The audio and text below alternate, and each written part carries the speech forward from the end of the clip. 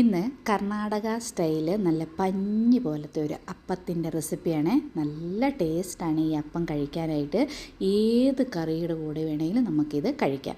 ഇപ്പോൾ ചമ്മന്തിയുടെ കൂടെ ആണെങ്കിലും സാമ്പാറിൻ്റെ കൂടെ ആണെങ്കിലും അടിപൊളിയാണ്.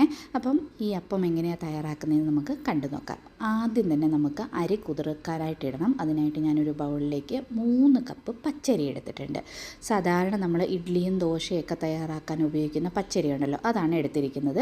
ഇഡ്ഡലി റൈസ് ഉണ്ടെങ്കിൽ അത് വേണമെങ്കിൽ നമുക്ക് ഉപയോഗിക്കാവുന്നതാണ്. ഇഡ്ഡലി റൈസ് ഇല്ലെങ്കിൽ സാധാരണ പച്ചരി എടുത്താലും മതി. ഇതൊരു 5-6 പ്രാവശ്യം കഴുകി ആവശ്യത്തിന് വെള്ളം ഒഴിച്ച് നമുക്ക് കുതിരാനായിട്ട് വെക്കാം.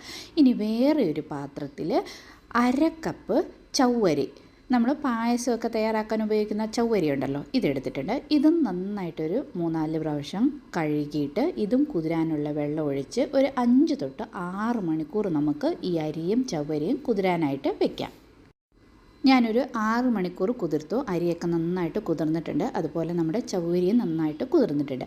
ഇനി നമ്മൾ 1 കപ്പ് ചിരകിയ തേങ്ങ ഈ ചവ്വരിയുടെ കൂടെ ചേർത്ത് കൊടുക്കണം.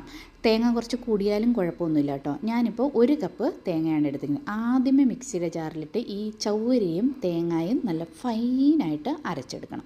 അരച്ചെടുത്ത മാവ് നമുക്ക് വേറെ ഒരു പാത്രത്തിലേക്ക് മാറ്റി കൊടുക്കാം. ഇനി അതേ മിക്സിയുടെ ജാറിൽ തന്നെ നമ്മൾ അരി കുതിർത്ത്, വേറെയാണല്ലോ അരി കുതിർത്തുന്ന അരിയും നമുക്ക് മിക്സിയുടെ ജാറിലേക്ക് ഇട്ട് നല്ല ഫൈനായിട്ട് അരച്ചെടുക്കണം. ഒട്ടും തന്നെ തരിയില്ലാതെ വേണം നമ്മൾ ഈ അരി അരച്ചെടുക്കാനായിട്ട്. മാവ് അരയ്ക്കുമ്പോൾ നമ്മൾ പ്രത്യേകം ശ്രദ്ധിക്കണം, വെള്ളം കൂടിപ്പോകരുത്. കുറേശ്ശെ വെള്ളം ഒഴിച്ച് വേണം നമ്മൾ അരി അരച്ചെടുക്കാനായിട്ട്. വെള്ളം കൂടിപ്പോയാൽ നമ്മൾ ഉദ്ദേശിച്ചത്ര നല്ലതായിട്ട് നമുക്ക് ഈ അപ്പം കിട്ടത്തില്ല. അപ്പോൾ അരച്ച മാവ് ആദ്യം തന്നെ നമ്മൾ ചവ്വരിയും തേങ്ങയും അരച്ച് പാത്രത്തിലേക്ക് മാറ്റിയിട്ട് അതിലേക്ക് തന്നെ നമ്മൾ ഫൈനായിട്ട് അരച്ച അരി കൂടെ ചേർത്ത് കൊടുക്കുക. എന്നിട്ട് മിക്സിയുടെ ജാറ് കഴുകി കുറച്ച് വെള്ളം കൂടെ ഇതിലേക്ക് ചേർത്ത് കൊടുത്തിട്ട് ഇനി ഇതിലേക്ക് ഒരു 1/4 സ്പൂണ് ഈസ്റ്റ് ചേർത്ത് കൊടുക്കണം. അതോടൊപ്പം തന്നെ 1 സ്പൂണ് പഞ്ചസാര കൂടെ നമ്മളിതിലേക്ക് ചേർത്ത് കൊടുക്കണം. എന്നിട്ട് ഈ മാവ് നന്നായിട്ട് മിക്സ് ചെയ്യണം. നമ്മളിപ്പോൾ 2 ബാച്ചായിട്ടാണ് അരച്ചത്. പിന്നെ കുറച്ച് വെള്ളം ചേർത്തു, ഈസ്റ്റും പഞ്ചസാരയും ചേർത്തു. എല്ലാം കൂടെ നന്നായിട്ട് മിക്സ് ചെയ്ത് മൂടി ഓവർനൈറ്റ് നമുക്ക് റെസ്റ്റ് ചെയ്യാനായിട്ട് വെക്കാം. രാവിലെ ആയപ്പം മാവെല്ലാം നന്നായിട്ട്, ഇത് കണ്ടോ, ഇതുപോലെ നന്നായിട്ട് പുളിച്ച് പൊങ്ങിയിട്ടുണ്ട്. ഇനി ഈ മാവിലേക്ക് നമുക്ക് ആവശ്യത്തിനുള്ള ഉപ്പ് ചേർത്ത് കൊടുക്കാം.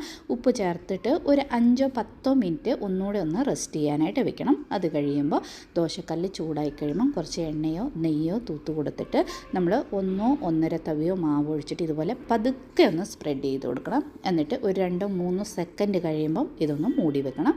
മൂടി ഒരു 2-3 സെക്കൻഡ് കഴിയുമ്പം അപ്പം നമ്മുടെ വെന്തിട്ടുണ്ട്. നല്ല സൂപ്പറായിട്ടുള്ള അപ്പം ഇവിടെ റെഡി ആയിട്ടുണ്ട്. ഈ അപ്പം നമുക്ക് ഏത് കറിയുടെ കൂടെയും കഴിക്കാം. ഒരു പ്രാവശ്യം ട്രൈ ചെയ്ത് നോക്കാം.